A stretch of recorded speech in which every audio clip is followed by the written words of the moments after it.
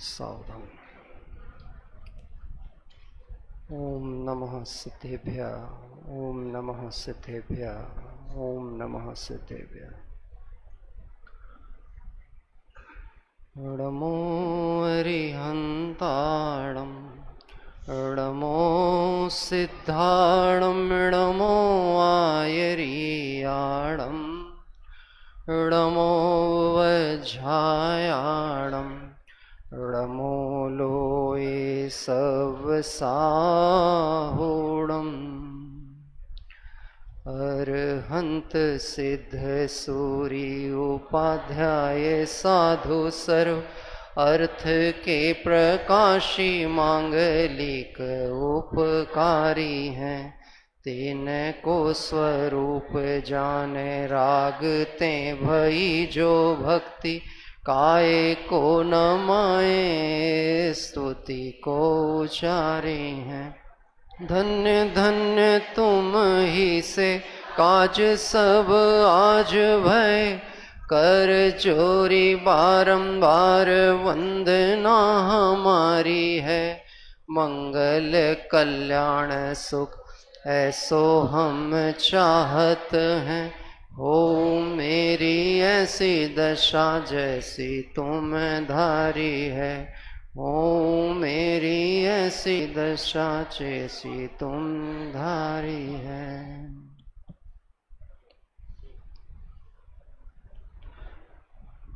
Youth convention का आज प्रथम दिवस का ये अपना संध्याकालीन सत्र है और प्रातःकाल से ही जिस लक्ष्य को और जिस ध्येय को लेकर हम सभी यहाँ पर आए हैं उसका थोड़ा अल्प समय में हमें कुछ विचार पूर्वक निर्णय करना है। प्रथम नियम सार में आचार्य अमृतचंद स्वामी के ग्रंथ के अंतर्गत पद्मप्रभ मलधारी देव की टीका में ऐसी पंक्ति लिखी है, संसार क्लेश से जिनका चित्त थकित हो गया हो और जिन्हें आत्महित की भावना हो। एक पंक्ति ये आती है और एक पंक्ति आती है योग सार ग्रंथ के प्रारंभ करते में ही कि संसार दुख से जिन्हें भय लगता हो और जिन्हें मोक्ष की भावना हो, ये देशना उनके लिए है। ये किसका शिविर है? जिन देशना, है ना। बैनर नेम क्या है? जिन देशना। तो ये देशना किसके लिए है? किसके लिए है? मैं आपके शब्दों की यहाँ तक अपेक्षा नहीं रखता हूँ कि आवाज़ आपकी यहाँ तक आए, लेकिन कम से कम आवाज़ वहाँ तक तो पहुँचे जहाँ तक पहुँची नहीं है। वो कहाँ? अंदर। कहाँ जानी चाहिए? कई बार हम पूछते हैं पीछे वालों तक आवाज़ पहुँच रही है कि नहीं, तो कहते हैं हाँ आप तो बोलो आवाज़ आ रही है, लेकिन वो आवाज़ कहाँ तक आ रही है? कि वो आवाज़ अंदर पहुँचनी चाहिए। यहाँ पर जब आचार्य देव कहते हैं जिन्हें संसार से क्लेश या दुख प्रतीत होता है और जिसे मोक्ष की भावना है, यह बात उनके लिए है, तो क्या मैं अपने आप को उस स्तर पर रख पा रहा हूँ कि नहीं रख पा रहा हूँ? अभी भक्ति का क्रम चल रहा था। भक्ति में आनंद आता है कि नहीं आता है? भक्ति में आनंद आता है कि नहीं आता है? तो आनंद किसका है? भक्ति का है कि आत्मा का है? अगर भक्ति में आनंद आता है, ये कहा भी है किसी अपेक्षा से, तो उसे राग पोषण का साधन नहीं मानना। कई बार ऐसा होता है, भक्ति कैसी होनी चाहिए? बोले भक्ति ऐसी हो कि जरा अंग अंग तड़क भड़क जाए, आनंद आ जाए। वास्तव में देखा जाए तो जब भक्ति की जाती है तो जिसके गुण चिंतन स्तवन किए जाएं, हो मेरी ऐसी दशा जैसी तुम धारी है, ऐसी भक्ति करूं प्रभु की पाऊं न जन्म दोबारा। ऐसी भक्ति करना है कि नहीं करना? ऐसी भक्ति करने के लिए हमें कितने मौके मिल सकते हैं, कितने अवसर मिलते हैं। चर्चा सिर्फ संकेत रूप में है, उपदेश रूप में ही होती है। हम उसमें जितनी सावधानी से सुनकर विचार करके पुरुषार्थ करेंगे, उद्यम करेंगे, उतना अपना अपना कार्य हो सकता है। आपने छह ढाला में, दौलत राम जी ने छह ढाला में त्रस पर्याय के संबंध में एक लाइन कही गई है, जिसे स्मरण हो वो अपने मन में विचार करे। कौन सी लाइन कही है?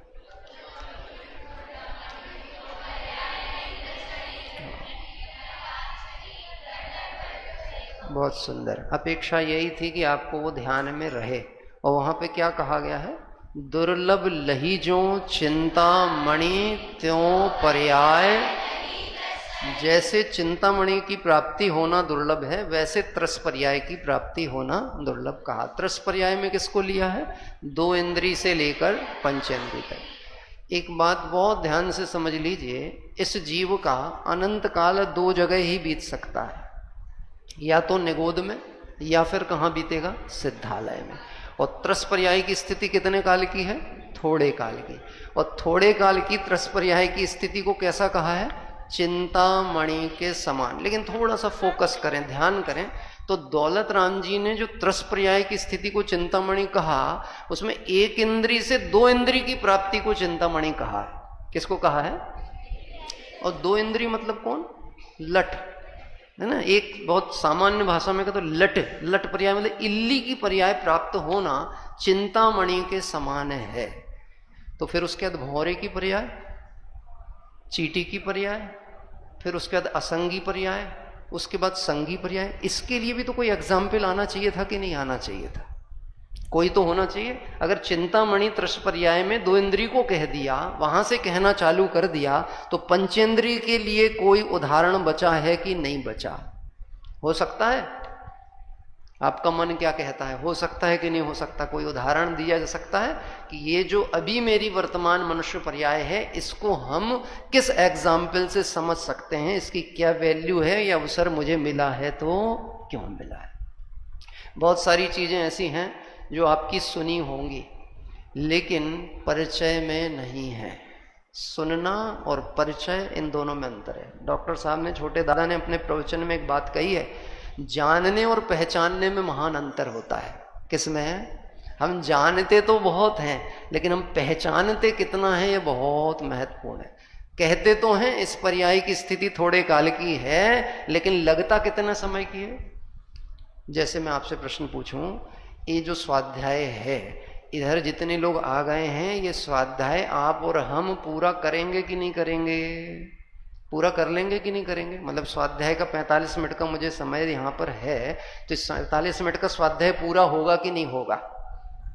यद्यपि आपको ज्यादा व्यवधान नहीं होगा, कदाचित कोई कारण प्रसंग से मेरी तरफ से स्वाध्याय रुक भी जावे, तो आपके लिए व्यवस्था में कमी नहीं आएगी। जैसे नीलांजना का नृत्य हुआ था ना, क्या कह रहे हैं? तो मुझे छोटे दादा का याद आता है, बाजू में पापा बैठते थे और प्रवचन के समय वो कहते थे कि भैया अगर कहीं मैं प्रवचन करते करते मेरा देह परिवर्तन हो जावे तो तुम लोग घबराना नहीं, क्योंकि ये समाज व्यवस्था क्या करेगी कि कुछ नहीं चक्कर आए हैं पंडित जी को, और पंडित जी को, एक पंडित जी को हटाएंगे और दूसरे पंडित जी को टू बी कंटिन्यू। क्या कह रहे हैं? क्या कहा जाएगा? Continue continue continue. ये बाहर की व्यवस्था हमारे लिए कदाचित बना दी जावे, लेकिन अंतर की व्यवस्था कौन बना के देगा? बात ख्याल में आ रही है? हम सोच तो सकते हैं बाहर की व्यवस्था तो चलो, यद्यपि वो भी मेरे विकल्प अनुसार नहीं है, वो भी जैसी जो होनी है वो तय क्रम में ही होनी है। प्राप्त अवसर में त्रस पर्याय की स्थिति को यदि इतना दुर्लभ कहा गया 2 इंद्रिय पर्याय को, तो अगले अगले स्टेप पर हम जावें तो हम बोधि दुर्लभ भावना की तरफ यदि चलते हैं तो वहाँ पे कुछ ऐसी पंक्ति आती है कि उत्तम देश सुसंगति दुर्लभ। मैं सीधे संगी पंचेंद्रीय पर्याय पे आ गया हूँ सीधे, ठीक है। आज सुबह हमारे भाई विराग जी साहब ने भी कुछ प्रश्न पूछे थे, उसमें कौवे के दृष्टांत पे एक बात की गई थी, है ना। कौवे के ऊपर बात की थी, तो किसी ने छेड़ा भी था बात, काकतालीय न्याय, यानी ये मनुष्य पर्याय यदि प्राप्त हुई है तो किस, उसका उदाहरण दिया कि कैसे प्राप्त हुई। उसको थोड़ा सा डीप रिसर्च करके देखें हम, उस फॉर्मूले को जो कहा गया है कि काकतालीय न्याय से मुझे ये पर्याय प्राप्त हुई, और उसमें भी जो बोधि दुर्लभ भावना में उत्तम देश सुसंगति दुर्लभ श्रावक कुल पाना, ये सब चीज लगा लेना, उसके बाद अब काकतालीय न्याय को लगाना। कौन सा? यानी उत्तम देश मिल जाए, उत्तम धर्म मिल जावे, धर्म समझाने वाले मिल जावे, वैसी योग्यता पात्रता होवे, कषाय की मंदता होवे, और ये सब होने पर भी इसको आत्मा के हित की भावना होवे। क्या कह रहे हैं? उसमें काकतालीय न्याय का दृष्टांत दिया। बहुत से लोगों को पता होगा, जिन्हें पता हो वो घबराना नहीं कि हमको तो ये पता था, आप तो कुछ नया बताओ। सच बात कहें, ये जो नए को जानने की जिज्ञासा है, इसमें हमने पुरातन को छोड़ रखा है, इसमें हमने सत्य को गौण कर रखा है। विकल्प क्या चलता है? नया नया नया। मैं आपसे प्रश्न करता हूं, आदिनाथ भगवान की दिव्य धनी में जो 7 तत्व 6 द्रव्य वस्तु स्वरूप का प्रकाशन हुआ, भगवान महावीर स्वामी की दिव्य धनी में वह तत्व वैसा का वैसा ही आया कि कुछ नया आया? तो हम तो आदिनाथ भगवान की भी हो सकता है दिव्य धनी सुन के आए हों, और हो सकता है कि भगवान महावीर की भी दिव्य धनी सुन करके आ गए हों, तो हमको अब और नया क्या चाहिए? आश्चर्य की बात यह नहीं है कि जीव अनादिकाल से अपने से अनजान था, ये आश्चर्य की बात नहीं है। आश्चर्य की घटना तो तब कहलाएगी जिस दिन उसको ये पता चल जाए कि वो कौन है। क्या कहलाएगी? अनादि का मिथ्यात्व, उसमें कौन सी आश्चर्य की बात? वो तो अनादि से चला आ रहा। जिस दिन इसे ये खबर लग जाए कि मैं कौन हूं, वो कहलाएगा महानतम दिन। अवसर कितना मिला? तो कहते हैं इस मनुष्य पर्याय की स्थिति थोड़े काल की है, और प्राप्त होने का जो समय है वो काकताली न्याय से है। काकताली न्याय क्या कैसा कहा जाता है? एक ताल वृक्ष है, और ताल वृक्ष के ऊपर ऐसे छोटे छोटे फल लगे होते हैं, जैसे खजूर होती है ऐसे फल लगे होते हैं, और वो फल बहुत ऊपर ऊंचाई पर हैं, स्वयं ही काल पाके वो पक के गिरें, और उनके गिरने का काल होवे और इधर से कौवे के उड़ने का काल होवे। ठीक है, ऐसे सारे कोइंसिडेंट आपको सेटिंग बैठालनी पड़ेगी। बैठाल सकते हैं कि ये होने वाली होगी तो होगी, यहाँ से फल का गिरना, यहाँ से कौवे का उड़ना, और उड़ करके जावे, और उड़ता जावे इतने से मतलब नहीं, उसी समय उसको जमाई आवे। जमाई आए, समझ गया? हैं, दामाद आए नहीं, जमाई आए। जमाई मतलब हाँ उबासी, वो देखो करके भी दिखा दिए, नाम लिया नहीं और स्मरण हो जाता है, अनादि संस्कार बैठा है। पंडित जी जिनवाणी सुनते पता नहीं क्यों नींद क्यों आती है। क्या कह रहे हैं? तत्व सुनते, धर्म सुनते, पता नहीं क्यों वहां ऐसा लगता पूरी थकान यहीं निकल रही है। इसमें विचार करने की बहुत आवश्यकता है। हम इसमें भी कदाचित कहीं स्वच्छंदता तो नहीं पकड़ने लगे। कौन सी वाली? वो सब तत्व की बात सुनते हैं ना, तो वो अंदर की कषाय ढीमी पड़ती, इसलिए ठंडक आती है। अरे भाई साहब, तेरे को जागृति आनी चाहिए, तो घबराहट होनी चाहिए। क्या कह रहे हैं? अगर मृत्यु द्वारे पर खड़ी हो तो आपको नींद आएगी कि नहीं आएगी? आपको प्रमाद आ सकता है कि नहीं आ सकता? नहीं नहीं, मैं तो अनादि निधन तत्व हूं। क्या कह रहे हैं? मैं तो जन्म मरण से रहित हूं। कहता तो है पर मानता नहीं है।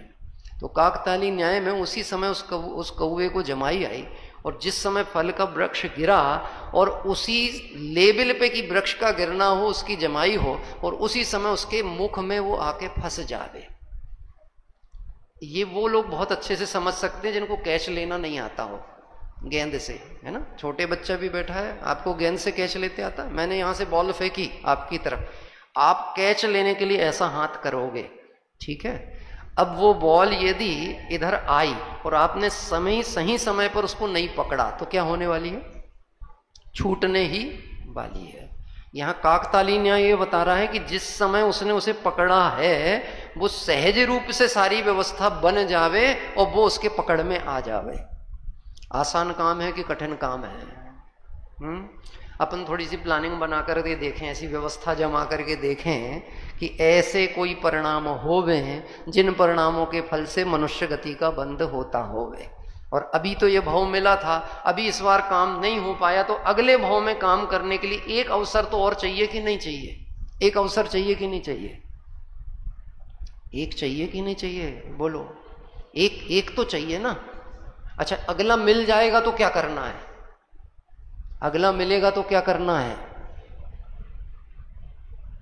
वो ही काम करेंगे जो अभी नहीं कर पाए हैं। मतलब कौन सा? जो अभी नहीं कर पाए हैं वो ही काम आगे करेंगे। कौन सा काम नहीं कर पाए? आत्मा का कल्याण अभी नहीं कर पाए, तो वो कब करेंगे? आगे करेंगे। जो अभी नहीं कर पाए तो कभी नहीं कर पाए। अनंत तीर्थंकर पूजन है और बहुत सुंदर जयमाला पवैया जी ने उसमें लिखी है। रागों की हवेली में रहते आए हो तुम, अतएव अनंते दुख सहते आए हो तुम। सतगुरु की सीख सुनो फिर कभी न उलझोगे, बोलो कब समझोगे, बोलो कब सुलझोगे। कब से कल तक करते आए हो तुम। शिविर कब से चालू होगा? कल से। प्रॉपरली कब से चालू? कुछ लोग ऐसा पूछ रहे थे आज शिविर उद्घाटन हो गया कि कल से होगा? क्या कह रहे हैं भाई साहब? जिस दिन तुझे ये बात खबर में हो जाएगी मैं कौन हूँ, मेरा क्या स्वरूप है, चरित्र क्यों बन रहा है, मैं यहाँ क्यों आया हूँ, मेरा क्या प्रयोजन है और मेरे कार्य की सिद्धि कैसे होगी, इस विधि का जिस दिन तुझे ज्ञान पूर्वक श्रद्धा हो जाएगी तेरा काम प्रारंभ हो जाएगा। अवसर कितना मिला? प्राप्त होना कठिन है और उस प्राप्ति में भी आत्मबोध करने के लिए जो अवसर है उसके लिए गुरुदेव श्री ने एक दृष्टांत दिया है। अब चूंकि गुरुदेव श्री के स्वाध्याय सभा से मुमुक्षु समाज अनभिज्ञ नहीं है तो वो दृष्टांत भी पता होगा। मैं कोई नई बात नहीं कहूंगा। पै कछु कहूं कही मुनि यथा, मैं वही बात कहूंगा जो आचार्य परंपराओं से आई है। और मैं सिर्फ कहूंगा नहीं, आचार्य परंपरा से जिस सत्य का उद्घाटन होके, जिस सत्य की स्वीकृति पे, सत्य के मार्ग पर चल करके और जीव संसार से पार हुए हैं, मैं उस मार्ग पर चलूंगा भी, सिर्फ कहूंगा ही नहीं। तो गुरुदेव श्री ने उनके प्रवचन में ऐसा आता है कि ये मनुष्य पर्याय में ये जीव को अपने आत्महित करने के लिए जो समय मिला है वो सिर्फ इतनी देर का समय मिला है कि सुई की जो छेद होता ना उसमें धागा डालना है। कितना समय मिला है? सुई की उसमें धागा डालना। अभी समय बता रहा हूं कितना। बिजली चमके और बिजली की चमक के समय में जो लाइट होगा, प्रकाश होगा, बस उतने में आपको छिद्र देखना है और धागा डाल देना है। आसान काम है कि कठिन काम है? कठिन किस किस को लगता? हाथ उठाइए, हाथ उठाइए। संकोच किस बात का है? किससे शर्म कर रहे हैं? किस चीज की प्रतीक्षा में बैठे हैं? आसान काम है कठिन काम है? बिजली चमके और उसी समय सुई में धागा डालना है। पहले तो मैं आपसे कहता हूं सुई में धागा डालते आता किस किस को है, उसके बाद बिजली चमकाएंगे अपन। क्या कह रहे हैं? हमने तो पहले ये सोचने लगे बिजली चमकेगी फिर ट्रायल करेंगे। अरे पहले धागा डालते आता है कि नहीं आता, पहले ये तो बताओ। आता है। खबर छे बद्धी खबर छे। थ्योरी अलग होती है और प्रैक्टिकल अलग होता है। अगर मैं आपसे कहूं कि उसको प्रैक्टिकल बताइए आप, सुई में धागा डालने की विधि, यद्यपि मेरी शैली है कि मैं प्रश्न पूछता हूं, लेकिन आप मन में ही विचार करिए क्या आपको वो विधि ज्ञान है कि नहीं है। क्या कह रहे हैं? आसान काम नहीं है सुई में धागा डालना। आपको सुई में धागा डालना हो तो सुई भी होना चाहिए, धागा भी होना चाहिए और उपयोग की एकाग्रता भी होना चाहिए और आपको धागा डालने की विधि का ज्ञान भी होना चाहिए। बोले पंडित जी उसमें क्या है? धागा लिया और सुई में डाल दिया। आप डाल के दिखा देना, मैं मान जाऊंगा। आपको धागे की पहले नोक पैनी करनी पड़ेगी। क्या करनी पड़ेगी? इसकी जगह पे रखेंगे दृष्टि। इसकी जगह पे क्या रखेंगे? दृष्टि को सूक्ष्म करना पड़ेगा। अब मैं वो बताऊंगा नहीं वो विधि क्या है, धागे की नोक पैनी कैसे करते हैं, वो तो अनुभव से ही समझ में आएगी आपको। इसलिए तो नहीं बता रहा हूं ताकि आप इसको घर में चर्चा का विषय बनाओ। जिन लोगों ने भी चिल्ला के कहा था ना हमको आता है, हमको आता है, वो उनको पकड़ो और उनसे पूछो कि धागे में नोक मतलब उसकी धार कैसे बनाते हैं। क्योंकि आपने धागा ऐसे तोड़ा तो धागे के ऊपर के रेशे खुल जाएंगे और वो सुई में नहीं जाएगा। उसके लिए क्या करना पड़ेगा? हाँ खबर है, वो भी पता है पंडित जी, वो भी मालूम है। वो तो हमारे हाथ की चीज है, उसमें क्या है? हर्रा लगे ना फिटकरी और रंग चोखा होए। जब मुंह की लार निकाली, ऐसा लगाया, धागा पहना बनाया, ये डाला। आगे विचार करिए। वो कहते हैं कि तुम्हें इस कार्य को करने के लिए समय कितना मिला? तो कहते हैं वो समय सिर्फ इतना है कि बिजली चमकेगी और उसके प्रकाश में आपको छिद्र भी देखना है, उसके ही प्रकाश में आपको धागे को भी तैयार रखना है। उसी समय आपको इतना अलर्ट रहना है कि मौका मिले और मैं अपना काम कर जाऊं। ये चांस कैसे मिल सकता है?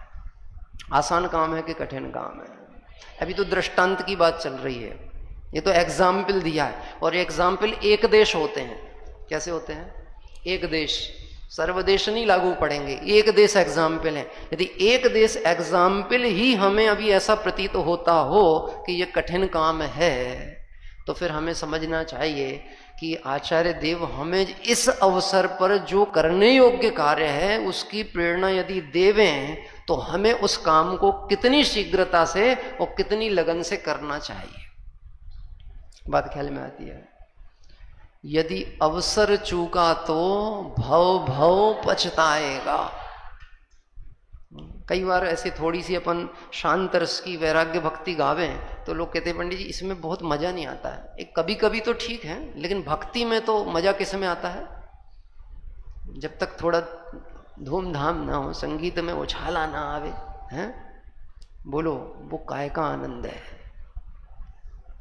अभी मैं भक्ति का निषेध नहीं कर रहा हूं, पर भक्ति के स्वरूप पर भी विचार करने की आवश्यकता है। क्या भक्त किसे कहते हैं? ऐसी भक्ति करूं प्रभु की पाऊं ना जन्म दोबारा। तो भक्ति करने से जन्म मरण का अभाव हो जाएगा कि जिस स्वरूप के अवलंबन से समय रहते उन्होंने काम किया वो अविधि मैं अपनाऊंगा तो मेरा काम होगा। और अवसर कितना दिया गया है? थोड़ा। कई बार मुझे ऐसा पहले प्रश्न उत्पन्न होता था, प्रकृति भी बहुत नाइंसाफी करती है। कौन करती है? क्योंकि हम भी ऐसा बोल देते थे ना, ये सब देखो जहां से काम हो सकता है मनुष्य पर्याय में वहां की स्थिति काल सबसे थोड़ा है।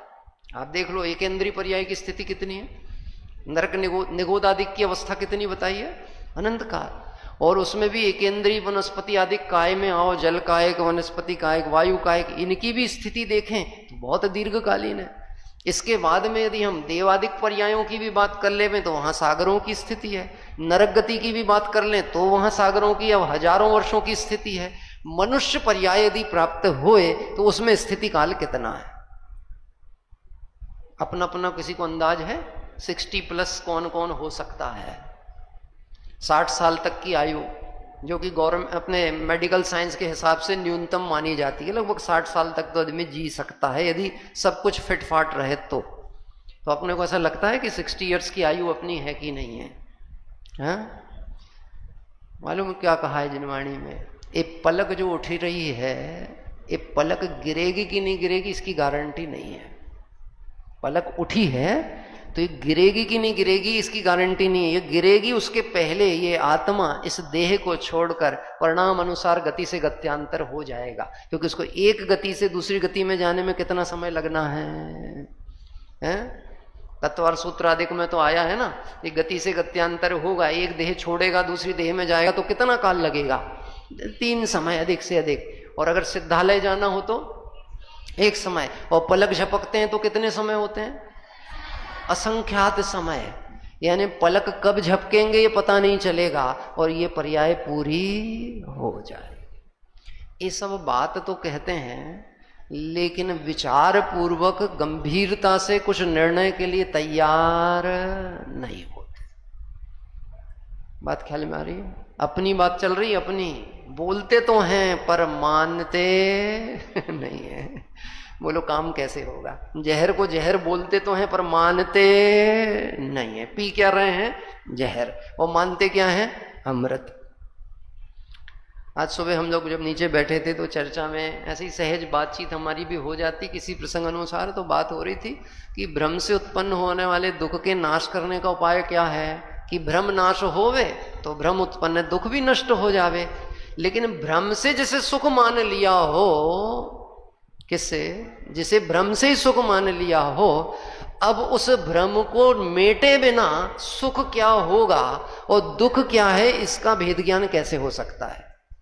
इसलिए वो भी एक बहुत महत्वपूर्ण काम है। अपना प्रयोजन तय हो, प्रयोजन को प्रायोरिटी पर लेकर के आया जाए। इस पर्याय में मुझे क्या करना है, मैं क्यों आया था, क्या करने आया था और क्या करने में लगा हुआ हूं। मैं कुछ भक्ति की पंक्तियों के माध्यम से विचार करने के लिए आपके सामने बात रखता हूं। एक प्राचीन भक्ति आपने सुनी होगी। नरक में जिसने भावना भाई, मानुष तन को पाने की, वेश दिगंबर धारण करके मुक्ति श्री में जाने की। लेकिन देखो आज ये हालत ममता के दीवाने की, चेतन होकर जड़ द्रव्यों से कैसा नाता जोड़ लिया। एक अनजाने राही ने शिवपुर का मार्ग छोड़ दिया, ममता की पतवार न तोड़ी, आखिर को दम तोड़ दिया। प्राप्त पर्याय की तन्मयता कैसी चल रही है। अनादि का अग्रहित मिथ्यात्व ऐसा है, जिस पर्याय में जाता है उसे ही सर्वस्व मानकर बैठा है। पर्याय की स्थिति एक समय की, और लगती कैसी है, लगती कैसी है। देखो, द्रव्य दृष्टि से जिस आत्मा को अनादि निधन अजर अमर बताया था, तो उसे तो स्वीकारता नहीं, और पर्याय को क्या मान के बैठा है, पर्याय को क्या मान के बैठा है, अनादि। हमको अभी कुछ थोड़ी ना पंडित जी, सच बताना, यहां पर रोगी कितने हैं और निरोगी कितने हैं, अभी उसको ऐसा समझना। जिसके कदाचित कोई रोग प्रकट हो गया है, शरीर में कोई रोट है, तकलीफ है, हाथ पैर में दर्द है, पेट में दर्द है, डायबिटीज है, कोई ऐसा रोग है, तो ये प्रकट रोग दिखने लगा तो कहता है मैं रोगी हूं।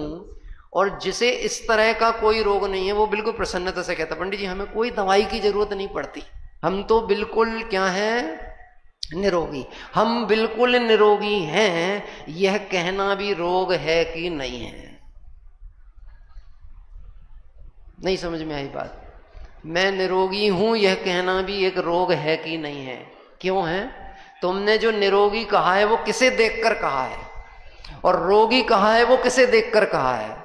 ये दोनों स्थिति में तुमने शरीर की अवस्था से आत्मा का मूल्यांकन करना चाहा, आत्मा को देखा। तो जिस समय तुम्हें शरीर में कोई रोग आदि नहीं दिख रहे, उस समय जब तुमने अपने को निरोगी माना, वो मानसिक रोग कहलाता है। कौन सा रोग कहलाता है ना? दिमाग का रोग कहलाएगा ना, क्योंकि तुम्हारी दृष्टि कैसी है, गलत है, मिथ्यात्व रूप है, बहिरात्मपना पड़ा है।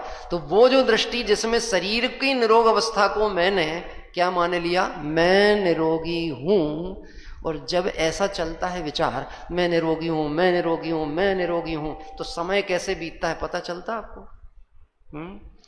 जिस दिन आपको रात को नींद नहीं आएगी, तब आपको पता चलेगा रात कितनी बड़ी होती है। और जब गहरी नींद आती है, तब आपको पता ही नहीं चलता रात कब पूरी हो जाती है। बोलो, रात छोटी है कि लंबी है? रात छोटी है कि लंबी है? आपको कैसा लगता है? नींद अच्छी आती कि नहीं आती? अच्छी नींद किस किस को आती है, हाथ उठाओ। हैं? बहुत अच्छी बात है, अच्छी नींद आती है। कुछ लोग तो तरसते हैं अच्छी नींद के लिए, अच्छी नींद नहीं आ रही, अच्छी नींद नहीं आ रही, अच्छी नींद नहीं आ रही। हैं? गजब की बात है। जगाया तुमने कितनी बार, हुआ नहीं चिर निद्रा का अंत। अच्छी नींद नहीं आ रही। श्रीमद जी के साथ का घटना प्रसंग है।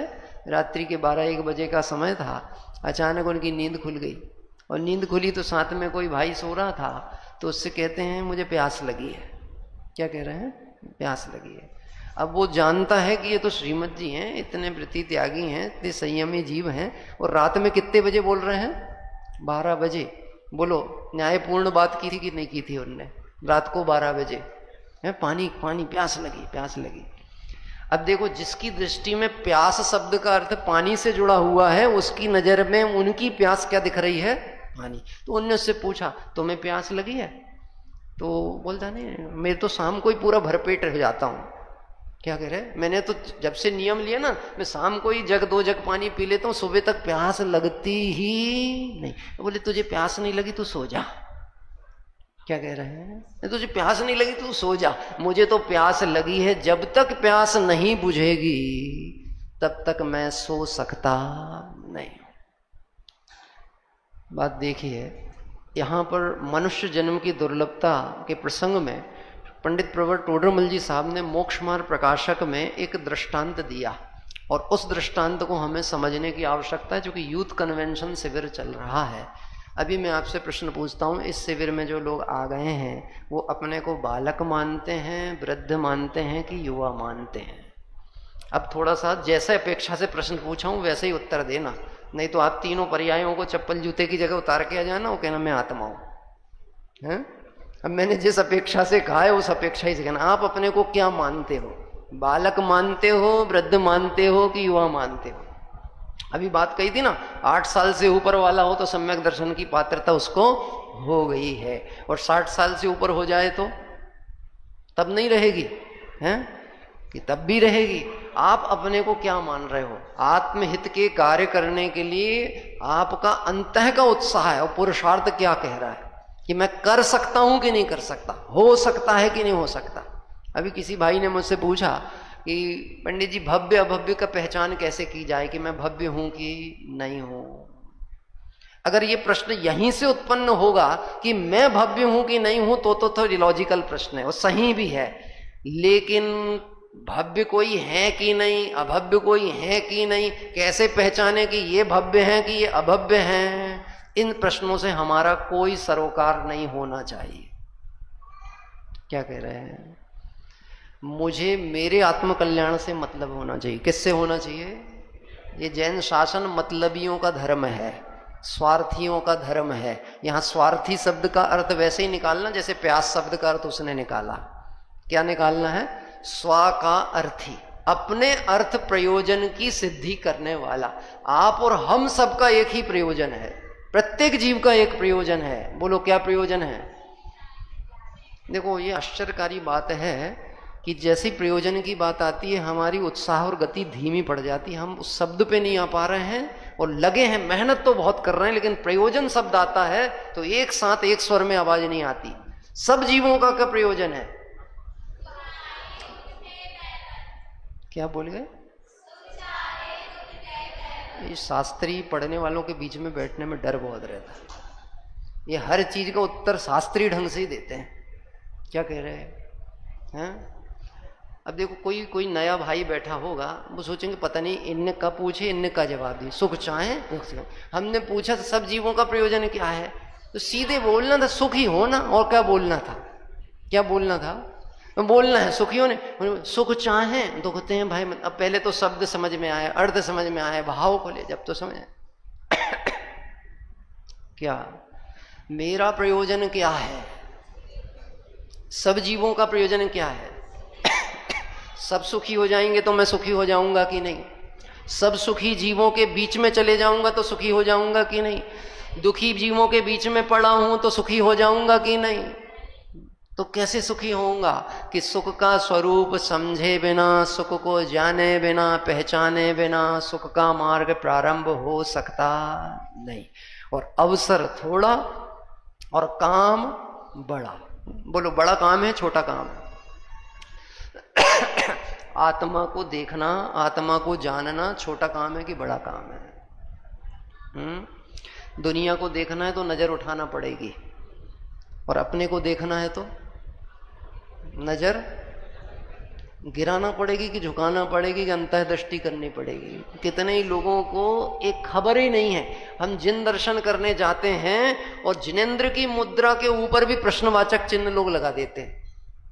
एक नगर में कुछ लोग आए, कोई आए होंगे पढ़े लिखे लोग, तो उनने आकर के एक मुद्दा उठा दिया कि इस नगर की उन्नति इसलिए नहीं हो रही है क्योंकि इस नगर में जितने भी भगवान विराजमान हैं मंदिर में, इनकी आधी आंखें बंद हैं, और वो ऐसा लगता थोड़ी ज्यादा ही बंद है, और भगवान की नजर भक्तों पे नहीं पड़ रही, इसलिए भक्तों का उत्थान नहीं हो पा रहा। तो क्या किया जाए कि भगवान की नजरें खुलवा दो।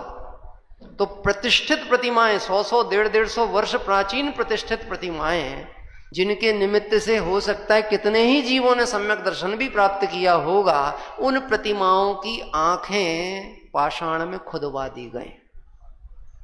यह ज्ञान है कि अज्ञान कहो, तुमको भी दीप दिखा डाला। बोलो, किसकी आंखें खोलना थी, देखना किसको था और देखता किसको रहा। और गजब की बात है, अगर भगवान को भी ध्यान से देख लेता, यानी कहना चाहिए बचपन से दर्शन करने जाता है, रोज जिन दर्शन कर रहा है, सटावश्यक भी यथोचित पालन भी यदि कदाचित कर रहा हो, और ये प्रश्न पूछा जावे कि जिन दर्शन का मतलब क्या होता है, प्रतिदिन जैनी लोग दर्शन क्यों करते हैं, तो बोलो हमारे पास इसका कितना सटीक उत्तर है, अपने लिए भी और अन्य के लिए भी। बोलो है उत्तर? क्योंकि हमने अपना लक्ष्य प्रयोजन सिद्ध नहीं किया, इसलिए उत्तर नहीं है। अगर हमारा प्रयोजन सिर्फ ये होगा, जिन दर्शन से निज दर्शन पा, क्या प्रयोजन है? हम जिन दर्शन अकेले के नहीं जाते, हम काहे के लिए जाते हैं? निज दर्शन के लिए। जो 80वीं गाथा है ना प्रवचन सार की, उस गाथा के 2 लाइनों को ध्यान में रखिए। जो जान दी अरिहंतम सो जान दी अपाणम। क्या शब्द लेना है? जो जान दी अरिहंतम सो जान दी अपाण, जो जान दी अपाणम सो जान दी अरिहंतम। ये दोनों रिफ्लेक्शन करेंगे एक दूसरे के लिए। जो जिनेंद्र भगवान को जानता है वो आत्मा को जानता है, जो आत्मा को जानता है वह जिनेंद्र को जानता है। मोह किसका क्षय को प्राप्त होगा? कि जो जिनेंद्र को जानता उसका मोह क्षय प्राप्त होगा, जो आत्मा को जानता उसका मोह क्षय प्राप्त होगा, या जो मोह को भिन्न और आत्मा को भिन्न जानेगा उसका क्षय प्राप्त होगा। अब जिन प्रतिमा ये हमें संदेश देती है कि नहीं देती है, मैं तो बहुत सामान्य दृष्टिकोण से अगर बात कहूं आपसे, आप मुझे विचार करिए। जिनेंद्र भगवान के हम जब भी दर्शन करने जाएं और दर्शन करते हैं तो जिन मुद्रा को निहारते काल में हमें ऐसा भाव नहीं आता। कभी तो हम बहुत तीव्र कषाय परिणाम लेके भी आते हैं, कभी हमारे मन में प्रसन्नता भी होती है, कभी हर्ष भी होता है, कभी विषाद भी होता है, कभी शोक भी होता। लेकिन हे प्रभु, मैं जब भी आपको देखता हूं तो आपकी मुद्रा एक जैसी रहती है। जय परम शांत मुद्रा समेत आपके अंतः में ही से ऐसी कोई एक शांति दिख रही है, प्रकट हो रही, जो आपकी मुद्रा पे है। वो आ कहां से रही है? वो शांति और सुख कहां से प्रकट हो रहा? बोलो, ये देखकर हमें विचार आता है कि नहीं? मेरे तो विकल्प बहुत तरह के हो रहे हैं, लेकिन हे प्रभु, मैं आपको देखता हूं तो आपकी मुद्रा बहुत शांत है। वो सुख कहां से आ रहा है? खोजो, कहां से आ रहा है? बता सकते कहां से आ रहा है? सुख कहां से आ रहा है? लोकालोक झलकते हैं उससे आ रहा है? कैसे आ रहा है? बोलो, थोड़ा सा देखें। अंतः दृष्टि इस बात का अवलोकन करा रही है, बाहर देखने लायक कुछ नहीं था, देखने लायक सिर्फ अंदर था। और सो नहीं रहे हैं, जागृत हैं। कहाँ जागृत हैं? अंदर जागे हुए हैं और बाहर सोए। बाहर सोए मतलब कथन है, बाहर सोए मतलब बाहर अब उनका उपयोग है नहीं। ये मुद्रा संदेश दे रही है कि नहीं? सुखी होना हो तो कहाँ देखो, किसमें झांको, किसके साथ बैठो, किसके साथ समय बिताओ। बोलो, दिल्ली आए हैं तो किससे मिलके जाना है? दिल्ली आए तो किससे मिलना? आज सुबह प्रवचन में कहता ना, दिल्ली पास है कि दूर है? दिल्ली, ये दिल्ली दूर है, ये कहावत है। ये कहने का मतलब यह है कि दिल्ली की सत्ता तक हर आदमी नहीं पहुंच सकता, केंद्र सत्ता तक नहीं पहुंच सकता, इस अपेक्षा से बात कही गई है। लेकिन जैन सिद्धांत के दृढ़ श्रद्धानी आत्मार्थी के लिए दिल्ली दूर है कि वो दिल्ली में ही है। क्या? बस इतना सा है कि उसे खबर नहीं है। दिल्ली दूर नहीं है, सिद्धालय दूर नहीं है, सुख दूर नहीं है, बस मुझे दृष्टि में नहीं है। ये बेखबरी ही सबसे बड़ी समस्या का कारण है। देखिए, टोडरमल जी ने मोक्षमार्ग प्रकाशक में बात कही है, एक मनुष्य पर्याय में कोई अपना भला होने का उपाय करे तो हो सकता है। अवसर बताया था, थोड़ा अवसर है। एक दृष्टांत और आगम में आता है, स्वयंभू रमण समुद्र में तिनके, घास के तिनके तोड़े जाएं और एक तिनके को इस छोर पे छोड़ा जाए, एक तिनके को उस छोर पे छोड़ा जाए, और वो तिनके लहरों के संयोग में, स्वयंभू रमण समुद्र कितना बड़ा, वो योजन विस्तार की चर्चा नहीं है, लेकिन वो लहरों से तिनके तैरते हुए आए और जिस तरफ से टूटे थे तिनके, उसी से आके वैसे के वैसे ऐसे जुड़ जाएं कि जोड़ पता ही ना लगे। ऐसा योग बैठने में कितना काल लग सकता है? आसान है कि कठिन है? तो कहते ये तो देखने में ही यानी सोचने में कठिन लग रहा है, लेकिन ऐसा योग किसी जीव का बैठ गया, और वो जीव कौन है? वो जीव कौन है? आज सुबह भी मैंने भजन में आपको याद दिलाया था, वो और थे, वो और हैं कि वो मैं हूं। हमारी स्थिति बिल्कुल वो जैन धर्म की कहानियों में उन लोगों के जैसी है जो गिनती करते में हमेशा किसको भूल जाते हैं? अपने को भूल जाते हैं। क्या कह रहे हैं? 10 मूर्खों की कथा थी ना, तो 10 मूर्खों में कौन डूब जाता है हमेशा? हाँ, सच में बताओ, वहां मूर्ख 10 थे कि एक ही था? वो कौन था? अपने मुंह से बोलो, दूसरा बोलेगा तो बुरा लगता है। भूल अपने ज्ञान में आएगी तो सुधर जाएगी, और अगर वह भूल किसी ने ज्ञान में कराई लेकिन तुमने भूल स्वीकार नहीं की तो कषाय बढ़ जाएगी। एक सभा में मैंने ऐसे पूछ लिया, जो परद्रव्य को अपना मानता है, वो कुत्ते का दृष्टांत दिया है, तो वो जो कुत्ते की मान्यता वो सही है कि गलत है? तो बोले गलत है, बिल्कुल गलत है, कुत्ते की मान्यता गलत है। लेकिन ऐसी ही मान्यता यदि मुझ में है और मैं उसे स्वीकार नहीं करता हूं, तो मैं समझदार हूं कि बदमाश हूं? तो कुछ लोगों के मुंह से निकल गए बदमाश है, बदमाश है, बदमाश। एक व्यक्ति ने आके पकड़ लिया पीछे, पंडित जी तुमने भरी सभा में हमको बदमाश क्यों बोला? मैंने तो आप ही से पूछा था, और कोई बंधन तो था नहीं कि आपको बोलना है कि नहीं बोलना। आपने बोला था कि नहीं बोला था? नहीं। बोले वो भीड़ में मुंह से निकल तो गया था लेकिन हम बदमाश निकल तो गया था लेकिन हम बदमाश नहीं। आपको गद्दी में से कम ऐसे शब्द तो प्रयोग नहीं करना चाहिए। बदमाश बुला रहे हो आप? गुरुदेव श्री तो हमें भगवान आत्मा कहते, और आप कह रहे बदमाश हो। क्या कह रहे हैं? देखो कैसे इस जीव ने, अभी प्रश्न आया था ना, स्वच्छंदता कहाँ पकड़ के हमने बैठे हैं। वो तुझे परमात्मा कह रहे हैं तो तुझे स्वभाव का परिचय कराने की अपेक्षा से कह रहे हैं, और तेरा स्वभाव वैसा ही है ये तू स्वीकार कर, इसके लिए बात कही है। लेकिन तूने तो पर्याय को ही स्वभाव मान के बैठा, और उस पर्याय में ही तू सुख खोजने में लगा हुआ है, और हम उस पर्याय से भेद ज्ञान कराते हैं, तेरे विकार का परिचय करा के उससे भेद ज्ञान कराते हैं, और तू भेद ज्ञान नहीं करना चाहता। ये बदमाशी है कि नहीं है? बात ख्याल में आ रही? तो देखो यहाँ कहते हैं, एक मनुष्य पर्याय में कोई अपना भला होने का उपाय करे तो हो सकता है, जैसे काने गन्ने की जड़ और उसका ऊपरी भाग चूसने योग्य ही नहीं है। दृष्टांत सबको समझ में पड़ रहा है? गन्ना सबने चूसा है, खाया है। गन्ने का रस पीने की बात नहीं कर रहे, गन्ना चूसा है कि नहीं कहा। बहुत चीजें समझने की बहुत जरूरत है। क्या कह रहे? गन्ना खाते आता है कि नहीं आता? जैसे गन्ने का परिचय होगा उसे मालूम होगा गन्ना मीठा कहाँ से होता है। बोलो कहाँ से होता? ऊपर से कि नीचे से? कहाँ है? तो बस यहाँ फेल हो गए ये पढ़े लिखे लोग। अब अनुभवी लोग बताएंगे गन्ना मीठा कहाँ से होता है। बोलो नीचे से होता है कि ऊपर से? ये सब गन्ने का जूस पीने वाली बच्चे हैं ना, इनको यही नहीं, उनको तो सब पूरा ऊपर से नीचे तक पेल के और निकाल के रस मिला मिलो के दिया, तो हाँ मीठा है, मीठा है, मीठा है, मीठा। गन्ना मीठा कहाँ से होता है? नीचे से कि ऊपर से? पूरा होता है मीठा। ज्यादा मिठास कहाँ होती है? नीचे कि ऊपर?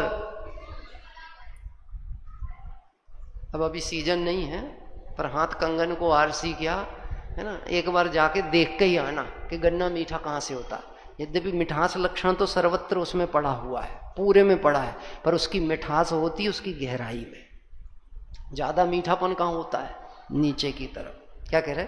रस रूप में तो सब में है, पर गहराई में मिठास सबसे ज्यादा है। अभी यहाँ पे दृष्टांत दिया, जैसे काने गन्ने की जड़ और उसके ऊपरी भाग को चूसने योग्य नहीं है, और बीच की पोर कानी होने से भी चूसी नहीं जाती। कोई स्वाद का लोभी उसे बिगाड़े तो बिगाड़े। जो गठान होती ना उसमें तो कोई रस नहीं है। और ऊपर की तरफ भी देखें तो डगाल डगाल है, यानी उसको हम बाल्यावस्था कहें, जो सबसे पहले निकली थी, उसमें भी बालपने में ज्ञान न लेओ, और तरुण समय तरुणी रत रहो, और अर्ध मृतक सम मूढ़ापनो। तो फिर गन्ने का रस कैसे चखोगे? प्रश्न ख्याल में आया? कि तुम्हारी तो पूरी जिंदगी इसी चक्कर में चली गई। बोले अवसर कौन सा था? उन दो गठानों के बीच का कुछ जगह है, उसमें है रस। और अगर इस रस को निरंतर चखना हो तो उस गठान को मत खराब करो। जो गठान होती ना उसको खराब मत करो, उसको क्या कर दो? बो दो। उसको कहाँ डाल दो? जमीन में बो दो। तो जमीन में बो दोगे तो क्या हो जाएगा? नया गन्ना हो गया। इस प्राप्त अवसर को कहाँ लगाना चाहिए? संसार बढ़ाने के लिए कि संसार के अभाव के लिए? कहाँ लगाना? संसार बढ़ाने की कि संसार के अभाव के लिए? ये बात हम कहने को कह रहे हैं कि अपने हित के लिए, स्वीकार करने के लिए कह रहे हैं? कहाँ लगाना? देखो, ये शिविर 3 दिन का है, समय तो बहुत शीघ्रता से जा रहा है, अपना समय भी होने को आ गया। तो 3 दिन के समय के अंदर में हमें यह तय करना है कि मैं आया हूं तो क्यों आया हूं, क्या करके जाना है, मेरा लक्ष्य क्या है, और मुझे इस प्राप्त पर्याय के अल्प समय में कौन सा काम करना ही है। क्या करना है? प्रयोजन सिद्ध है, सुखी होना प्रयोजन है। सुख कहाँ है, इसे पहचानने के लिए हमें आगम अभ्यास में प्रवर्तन करना चाहिए। सबसे अच्छा समय कौन सा है? युवावस्था। कौन सा समय है? सबसे अच्छा समय कौन सा है? युवावस्था। प्रश्न पूछा था, हम और आप अभी वृद्ध हैं, बालक हैं कि युवा हैं? जो आत्महित के प्रति उत्साही और जागृत हैं वो सभी ही युवा हैं। क्या कह रहे हैं? और जो इसमें प्रमाद रूप प्रवर्तन कर रहे हैं, जो इसको कल पे टाल रहे हैं, या जो सोचते हैं ये मेरे बस का काम नहीं है, या तो वो बालक हैं या फिर वो वृद्ध हैं। तो हमारे लिए गोल्डन टाइम है कि हम इस बात का निर्णय कर सकें, मैं कौन हूं, मेरा स्वरूप क्या है। और ये सब प्रश्न बहुत सामान्य रूप से हमारे ज्ञान में हैं। मैं कौन हूं? मैं जीव हूं, मुझ में ज्ञान है और मैं ज्ञान से जानता हूं शरीर अजीब है, उसमें ज्ञान नहीं है और वो कुछ भी नहीं जानता। बस ये भेद ज्ञान की जो पद्धति है, इस भेद ज्ञान की पद्धति को सतत अभ्यास की आवश्यकता है, मात्र सुन लेने से नहीं। ये अभ्यास कैसे होना चाहिए? निरंतर निरंतर निरंतर निरंतर ये अभ्यास हमारा बढ़ना चाहिए। यहाँ आगे लिखा है, कोई स्वाद का लोभी उसे बिगाड़े तो बिगाड़े, परंतु उसे बो दे तो उसमें से बहुत से गन्ने होते हैं और उसका स्वाद भी बहुत मीठा आता है। उसी प्रकार मनुष्य पर्याय का बालक एवं वृद्धपना तो सुख योग्य नहीं है। बचपने में कोई सुध बुध नहीं रहती और बुढ़ापे में भी कोई सुध बुध रहती नहीं। वृद्धावस्था किसको कहते हैं? अर्ध मृतक सम। और बालपने मतलब जिसमें कोई विवेक विचार नहीं। अभी अब समय नहीं है कि हम उस पर ज्यादा डिटेलिंग पे जाएं, लेकिन बचपन तो अपन ने अपना देखा ही है ना। अपना तो भूल गए होंगे, अपने बच्चों का तो देखा है ना। और वृद्धावस्था भी हमने अपने घर में लोगों की देख ली है। अब ये समझने की आवश्यकता है कि मेरी वर्तमान जो स्थिति चल रही है उसमें मैं बचपन भी देख चुका हूं और वृद्धावस्था भी देख रहा हूं, देख चुका हूं। अब मुझे क्या करना है? तो ये जो समय बचा है, इस समय में मुझे अपने लक्ष्य को प्राप्ति के लिए पुरुषार्थ करना चाहिए। उसी प्रकार मनुष्य पर्याय का बालक एवं वृद्धपना सुखयोग नहीं है और बीच की अवस्था रोग क्लेश आदि युक्त है, वहां सुख नहीं हो सकता। अभी मात्र पढ़ रहे हैं क्योंकि समय अभाव है, लेकिन आप विचार करना, इस समय सुख नहीं मिल सकता। इस समय नहीं मिल सकता मतलब वर्तमान में जिन संयोग दृष्टियों में सुख खोज रहे हैं वहां सुख मिलने वाला है ही नहीं। क्यों नहीं मिलने वाला? क्योंकि जहां जिसकी सत्ता नहीं होती है वो वहां मिलता ही नहीं है। कोई विषय सुख का लोभी उसे बिगाड़े तो बिगाड़े, यदि उसे धर्म साधन में लगाए तो बहुत उच्च पद को प्राप्त करे। यहां उच्च पद कहने का मतलब क्या है? ये वो अवसर है, इस अवसर पर यदि अपना काम कर जावे तो सिद्ध पद की प्राप्ति हो सकती है। क्योंकि सम्यक दर्शन तो चारों गतियों में हो सकता है, लेकिन संयम साधना सम्यक दर्शन पूर्वक ये जीव चाहे और स्वरूप की आराधना से सिद्ध पद की प्राप्ति करना चाहे तो वो मनुष्य पर्याय के अलावा और कहीं नहीं हो सकती। अभी हम कौन सी पर्याय में हैं? और भेद ज्ञान किससे कराने वाले हैं? मनुष्य पर्याय में ही। मनुष्य पर्याय से भेद ज्ञान करा के मनुष्य पर्याय की कीमत बता के आत्मा की कीमत पर लाने का प्रयास किया गया है। क्या कह रहे हैं? इसलिए अवसर थोड़ा कहा, यहाँ पे बहुत निराकुल सुख मिल सकता है। इसलिए यदि अपना हित साधना है तो सुख होने के भ्रम से वृथा इसे नहीं खोना चाहिए। एक आखिरी प्रश्न आपसे पूछते हैं। आप पूछ रहे हैं मतलब विचार करने को कह रहे हैं। एक प्रश्न होता है, हम जब भी फोन उठाते हैं या बात करते हैं तो पूछा जाता है और क्या हाल चाल है। क्या जवाब दिया जाता है? अभी भी आप और हम सब जब भी नए नए मिलते हैं, जब भी मिलते हैं बहुत दिनों के बाद, क्या पूछते हैं? और क्या हाल चाल है पंडित जी, आपका कैसा है? और हम आपसे क्या पूछ रहे हैं? क्या हाल चाल है? व्यवहार में क्या बोला जाता है? क्या है? सब बढ़िया है। सच बताओ, सब बढ़िया है कि नहीं है? वे बोलते क्यों? वो तो बोलने को बोलते हैं भाई, बोलने को बोले, वो व्यवहार तक तो कदाचित मान लें, पर हमने तो उसको यदि मान्यता में ये मान लिया कि ये सब बढ़िया है, तो फिर समझ लेना कि यह सुख के भ्रम में हम अपने अवसर को खो रहे हैं। यहाँ सब कुछ बढ़िया नहीं है, यहाँ कुछ भी बढ़िया नहीं है। क्या कह रहे हैं? कुछ भी बढ़िया नहीं है। यहाँ जितना जो कुछ दिख रहा है ये सब भ्रम जनित सुख है, और ये जो भ्रम जनित सुख है ये भ्रम के नाश से ही मिटेगा। और सच्चा सुख जहाँ है, ऐसे आत्म स्वभाव की दृष्टि से वह सच्चा सुख प्रकट होगा। अवसर थोड़ा है, इसलिए इस थोड़े अवसर पे हमें अपने आत्महित के प्रति सजग और सावधान होना ही चाहिए।